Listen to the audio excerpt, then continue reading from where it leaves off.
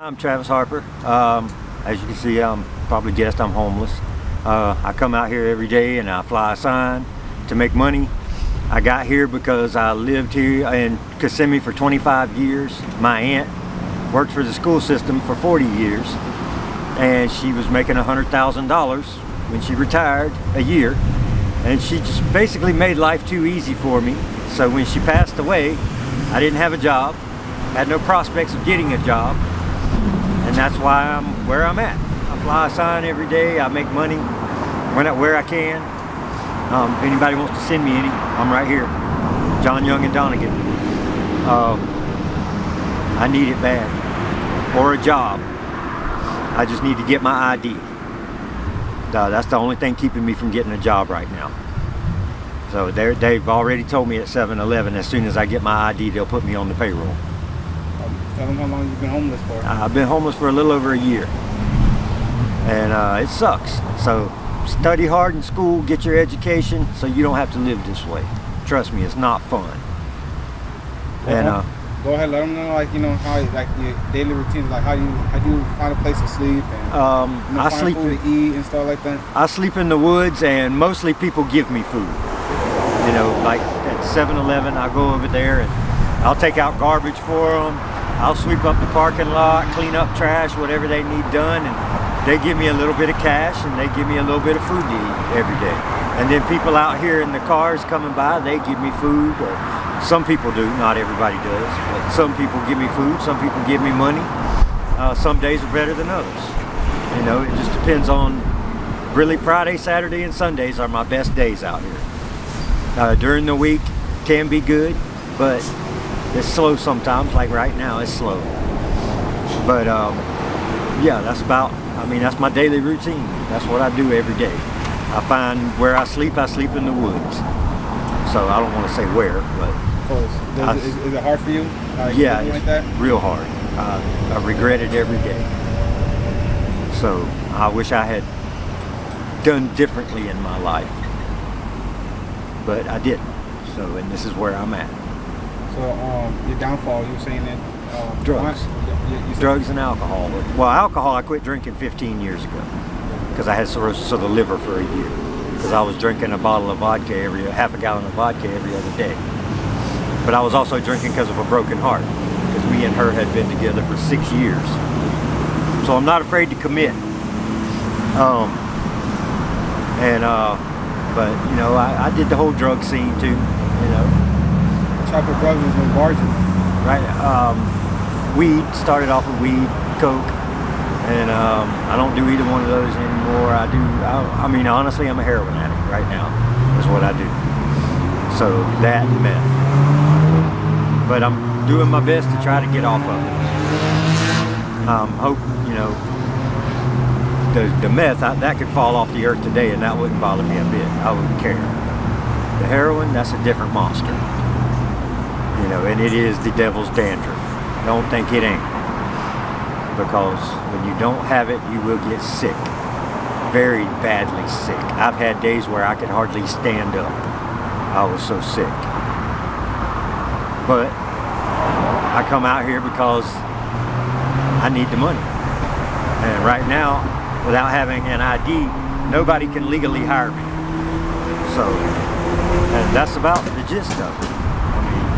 I know you was explaining the downfall being, you said you was with somebody for 6 years. Is that a significant other, or was that? Yeah, well, she was my fiance. Okay. We were together for 6 years. We were engaged for 2. And she didn't tell me we were going to the mall to get an engagement ring until we were halfway there. And I said, okay, well, if you get a ring, then I get a ring. Well, I wasn't used to wearing rings. I'm still not. She used to get mad at me because I would take it off to wash my hands so I wouldn't drop it down the sink or something. And she'd get mad at me because I'd forget to put it back on. And where's your ring at? Oh God, here we go. She's like, well, babe, I got to take it back anyway. That ring's just costing too much money. Because I don't like regular gold. I like white gold. And this band had white gold with 3 diamonds in the top of it. So it was a very expensive ring. So she wound up having to take it back. And then my aunt didn't give it to her. She let her wear my grandmother's wedding ring. and said, you know, if you and Travis ever break up or y'all aren't together anymore, just I want it back. When we broke up, she gave it back to me. So, but yeah, I mean, you may hear people honk at me. There's all kinds of people that know me. So I have regulars that ride by a lot that give me, you know, 2, 3. I've had one couple weeks before Christmas. A guy handed me a $100 bill. So that's only happened once.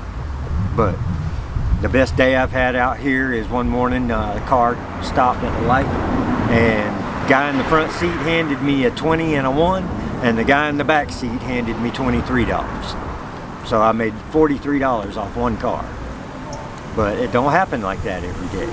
There's days I walked the other day out here for 2 hours probably straight, not one window rolled down. And but a lot of it has to do with the way you dress too. You know, some people think that wearing nice clothes out here, people aren't going to give you money. That's the complete opposite. People want to see that the money they give you is actually going to something, you know, good. Like, I can't afford to actually even go shop at Walmart. I go to Goodwill. Or I depend on, there's a guy that lives down here in these apartments, and every time he sees me, he gives me a $10 bill. You know, and he gives me shit. He gave me these clothes I'm wearing now. And his name is Crazy Dave. He owns a cement company in St. Cloud, Florida. Please bring him some business. And he actually wants me to go to work with him. Because what I do is I'm a cook. Okay, that's my, I've never been to school for it. I won't go to school for it. If somebody offered to pay me to go to, or to pay my culinary arts, I wouldn't go. I would tell them thank you, but no. Because around here, in a restaurant hears that you have a culinary degree, they already know they're not going to hire you because they can't afford you. A person around here should not go to work in a restaurant as a cook for less than $15 an hour. They're not going to pay you that. And they know that because they're going to automatically tell you you're overqualified. So, but Shaggy, if you see this, come holla at me. Before you started getting into, you know, you being out here and doing what you're doing, you was telling me that you and your ex-fiance had a thing going on. Was that when you went downhill? Yeah, well, I was drinking when me and her were together. Okay. I was a full-blown alcoholic. Right. And I just wasn't, when I was with her, I wasn't willing to admit it until after we broke up. And then I just realized, I finally realized I can't quit. I literally needed to drink every day, you know, and I started off on beer because that's what my dad drank, you know, and before I was 21 or 18, you know, on Christmas Eve, New Year's Eve, you know, those were 2 special days of the year for the family to get together. And, you know, my dad would let me have 3, 4 beers, you know, and that's how I started drinking, you know, and which I had always liked the lifestyle of drinking anyway. But and then when I stupidly broke up with her after 6 years because I thought I wanted to be single, and I was wrong. And when I realized that I wanted to be back in her life like that, she had found someone else and told me that she was moving in with him and to, you know where Davenport is? Yeah. To Davenport. And he's from Egypt. They're divorced now. And well, I hit that one on the head. I told her too. I said, because she went to Egypt with him and met his family and all that. They have a little girl together. Well, she ain't little anymore. She's grown now. She's probably 18 or 19 years old now. But I used to babysit her because she used to clean house for my aunt when she used to work at MMI. You know what MMI is, right? Motorcycle Mechanics Institute in Orlando. I think so, I believe so. And they also have a marine part where they teach you how to work on boat motors and stuff like that. And she used to be the scheduling coordinator there. And her sister was working there. That's how she got the job. Before that, she was working at the Safety Council. You know what that is? They keep track of all the people that have had like DUIs, and car wrecks and stuff like that. And but she left the Safety Council to go to MMI, where she was making a lot more money and she was a lot happier, which was good for me. And yeah, I broke up with her after 6 years, and there was no getting back together. And that's when I switched from beer to vodka. You know, they say candy is dandy, but liquor is quicker. Well, I could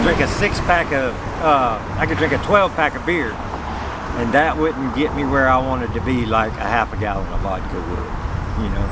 So that's how I got on vodka, and then I got to where I couldn't eat at all.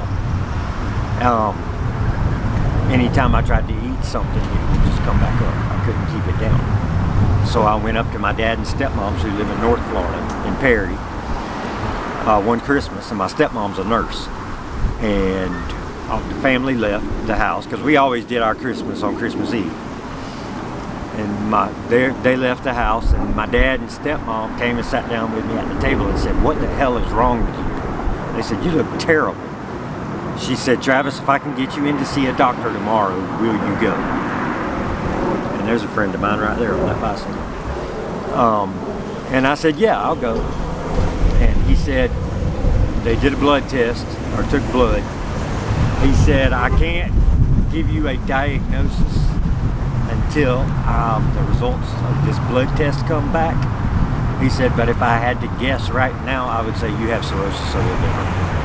He said, "And that comes from all the drinking." He said, "You need to stop a month ago." He said, if you had waited another week to come and talk to me, he said, I probably would have told you there's not much I can do for you. I hope you're okay. But he said, if you'll listen to me and you'll do what I tell you, he said, I can save your life right now.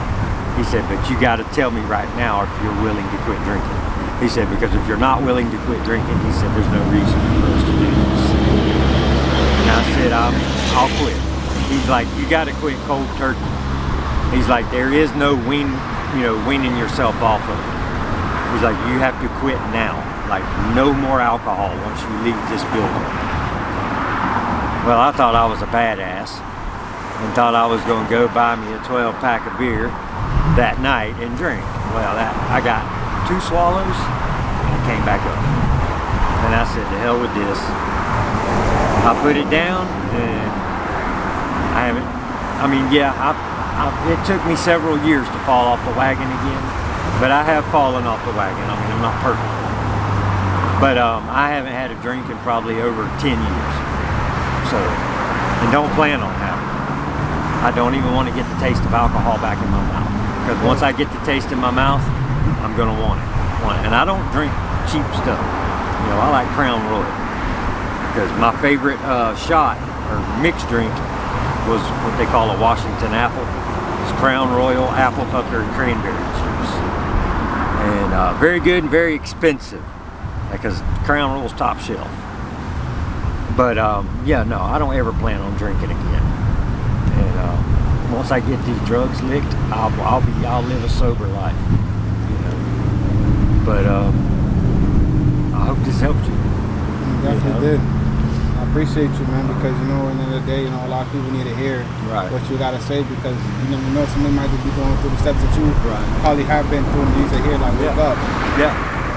If anybody needs to talk, I'm right here on John Young and Donegan in Kissimmee, Florida. Come holla at me. I will talk. I'm glad to sit down and talk to anybody. So, is there anything else you want to let anybody know before we end up? Anytime anybody's got food, I'm always hungry. I'm starving out here. Please help. Okay? And don't just pass by some homeless person and think that, the reason they're out there doing that is just because they're lazy. That's not always the case. All right? Everybody has a story. Only God can judge me, as Tupac would say.